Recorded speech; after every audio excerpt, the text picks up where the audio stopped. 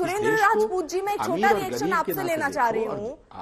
चलिए, आप जिसके साथ हैं यहाँ पर, अगर दो कांग्रेस के नेता ही कह लीजिए, दो कांग्रेस के नेताओं की ही अलग अलग राय नजर आ रही, इस पैनल में बैठे दो लोग ही अलग राय रख रहे हैं, तो आप कैसे देख रहे हैं? कांग्रेस पार्टी का अपना स्टैंड क्या है सर? मतभेद होना एक स्वाभाविक प्रक्रिया है और मतभेद जिंदा पार्टियों में होते हैं, भारतीय जनता पार्टी जैसी डेडवुड पार्टियों में नहीं होते। हमारा आचार्य जी का मतभेद हो सकता है, लेकिन कांग्रेस का जो आधिकारिक पक्ष है, कांग्रेस जिस चीज के लिए जानी जाती है, कांग्रेस जाति जनगणना के पक्ष में है। बहुत स्पष्ट रूप से ससम्मान आचार्य जी को प्रणाम करते हुए ये भी पूछ कांग्रेस रहे हैं कि क्या राजनीतिक दलों ने ये तय किया है, ये उनसे पूछा जाना चाहिए कि अगर ये फैसला आप ले रहे हैं जातीय जनगणना की, तो उसके पीछे का मकसद क्या है? ये सबसे मूल प्रश्न है मुझे लगता है आज। उसके पीछे मैं आपको दोनों बातें कहता हूं, बड़ी जिम्मेवारी से कहता हूं। अगर जाति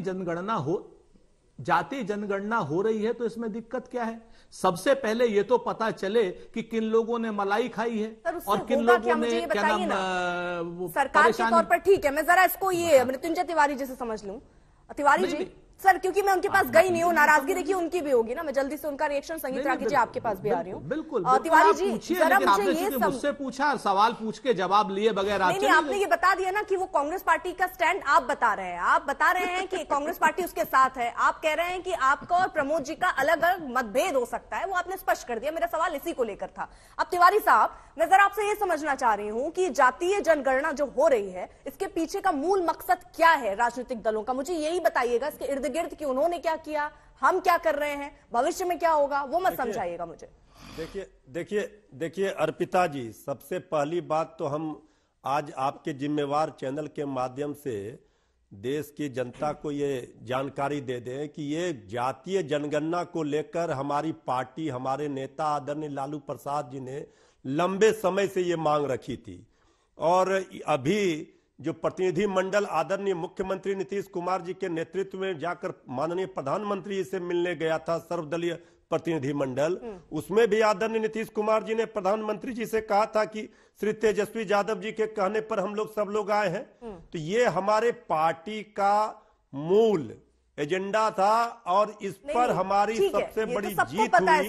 कल से जातीय जनगणना बता दी, तो किसी से भी पूछेंगे तो शायद वो बता ही दे। लेकिन एक प्रवक्ता के तौर पर, एक पार्टी के तौर पर, एक राजनेता के तौर पर मैं ये जानना चाह रही हूँ कि ये क्यों जरूरी था सर?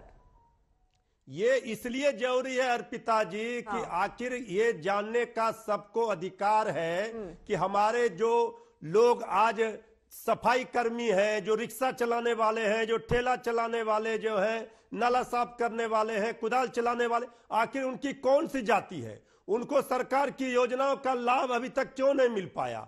तो सरकार की योजना जब बनती है तो उसका लाभ उन लोगों तक मिले जो वंचित रह गए हैं, जो शोषित हैं, जो पीड़ित हैं। तो यही तो लड़ाई है, वंचितों, शोषितों, पीड़ितों के हक और हकूक की लड़ाई। ठीक है, लड़ने वाले बहुत हम लोग अच्छी बात तिवारी जी। लेकिन अब मुझे ये बताइए, अब आप ही की बात से सवाल सर, अब ये जरा समझाइए। आपने कहा कि जो शोषित हैं या जो गरीब हैं या जो जिनको सरकारी लाभ नहीं मिल पाया है, उनके बारे में सरकार सोच रही है और इसलिए कदम उठाया। बहुत बढ़िया कदम है सर, लेकिन क्या वाकई यही सोच रही है? अगर ऐसा होता तो सर उपजाति के भी तो आप सर्वे कराते ना, उनकी भी तो जातीय जनगणना होनी चाहिए ना। कि वो आप मान के चलते हैं कि वो तो अमीर दबका होगा, उनके पास तो बहुत पैसे होंगे, उन तक सारे सरकारी चीजें पहुंच रही होंगी, वो तो सुख सुविधाओं में, रजाई में आराम से घर में ठंड में बैठे होंगे, ये मान के चल रहे हैं आप?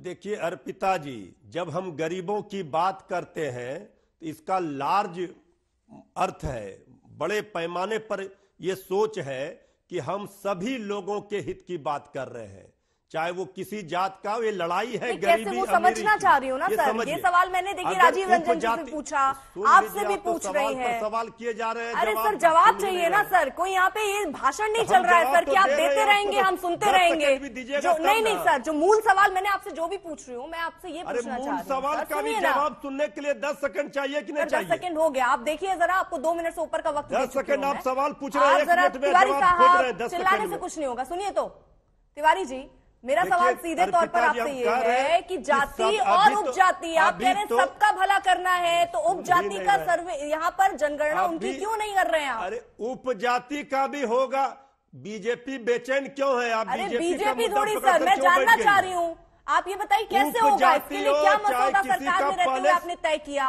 मुझे तो जो जानकारी है वो जाति के लिए है सर, उपजाति के लिए आपने क्या व्यवस्था बनाई है? पूरा हो गया, अब आपका सवाल पूरा हुआ। तो 30 सेकंड रुकिए, जरा जवाब सुन लीजिए। हम कह रहे अभी शुरुआत हुई है, ये ऐतिहासिक कदम है, कल से बिहार में जातीय जनगणना शुरू हुई है। जो आपका सवाल है उसका भी जवाब मिल जाएगा, वो सारे चीजों पर नजर है सरकार की, और ये सरकार बिहार में महागठबंधन की ये इतना बड़ा काम शुरू की है, और जो आप कह रहे हैं वो भी होगा। पहले शुरुआत होने दीजिए। सवाल पूछने के बाद केंद्र सरकार ने, बीजेपी ने तो पल्ला झाड़ लिया, बीजेपी तो एक्सपोज हो गई। के बाद होगा दोहरा सर, चरित्र अगर बीजेपी का दिख गया होता। एक सेकंड तिवारी साहब, मैंने फिर आपको मौका दिया, फिर आप बोलेंगे कि मैं आपको नहीं टोक रही हूं बीच में। मैं आपसे ये जानना तो हम तो जवाब दे दिए। अरे सर, आपका जवाब संतुष्ट करने वाला नहीं लग रहा है, इसलिए उस पर काउंटर सवाल बनेगा जो मैं आप पूछ रही हूँ आपसे। हाँ जब बताइए बताइए। मैं आपसे ये पूछ रही हूँ सर, आपने कहा कि ये फैसला होगा। सर, ये जो कार्य होना था उसकी शुरुआत हो चुकी है, यानी मसौदा पहले तैयार हो चुका है। 2 चरणों में सर ये होना है, 1 चरण की शुरुआत हो चुकी है। आप कह रहे हैं अब आगे होगा, यानी आपने बिना तैयारी के अभी जो है सर्वे कराना आपने शुरू कर दिया है। अर्पिता जी, ये जातीय जनगणना पूरी तैयारी के साथ की जा रही है। हाँ, लेकिन आपको ये नहीं पता है कि जाति भी है या उपजाति भी है, उस पर आप आगे तय करेंगे, अभी वो तय नहीं हो पाया। हमको बहुत अच्छी तरह से पता है। क्या? आप बीजेपी वालों से पूछिए। हाँ। कल तक सर्वदलीय प्रतिनिधि मंडल में साथ गए, सर्वदलीय बैठक में साथ रहे, विधानमंडल से सर्वसम्मत प्रस्ताव पारित हुआ, उस समय बीजेपी को ये याद नहीं आई थी। आज बीजेपी इधर उधर, असली मूल बात है बीजेपी नहीं चाहती है ये जो मसौदा तैयार हुआ है, मसौदा बीजेपी ने तैयार करवाया है क्या? अगर ऐसा है तो मैं उनसे जाके पूछ लूं। बीजेपी, हम तो सरकार में आप हैं, मसौदा आप तैयार करवाएंगे, सवाल आपसे मैं पूछूंगी। सरकार में है, इसके पहले तो सरकार में बीजेपी थी ना। चलिए, नहीं है, इसका जवाब समझ में आ गया। ये सरकार ठीक है, संगीत रागी जी आपका जवाब ठीक है, समझ गई तिवारी साहब। बीजेपी सरकार में थी, पहले उनसे पूछिए ये दोहरा मापदंड क्यों। ठीक है सर। रागी साहब, आप 32 मिनट के बाद आप हमारे पास आए। माफी के साथ रागी साहब, आप देख ही रही हैं चर्चा जिस तरीके से चल रही है। क्या बोले आप? नहीं वे आप तू मैं करवा रही हैं। एक आदमी को आप 32 मिनट से बिठाए हुए हैं, ये क्या तरीका है? रागी साहब, आप बड़ी माफी के साथ मैं आपका जवाब जानना चाहूंगी। और देखिए, जिस तरीके से पूरी चर्चा चल रही है, जरा इसमें बताइए कि आपको लगता है कि जनजातीय जनगणना से कुछ नहीं चल रही है, ठीक है, अच्छी बात है। हो रही है।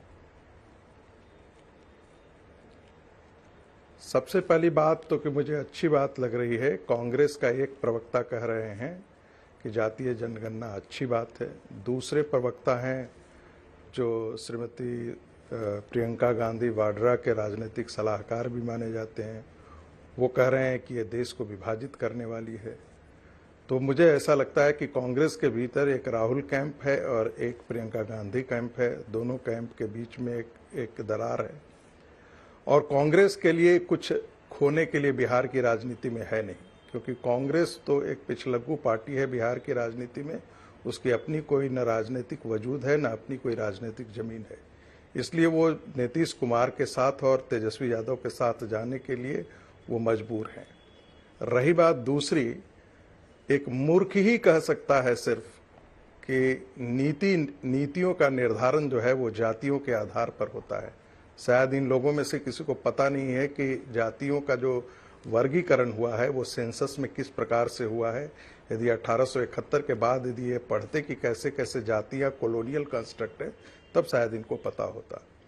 जहां तक विकास का सवाल है, महाराष्ट्र तो एक विकसित राज्य है, गुजरात तो एक विकसित राज्य है, केरला विकसित राज्य है, कर्नाटक विकसित है।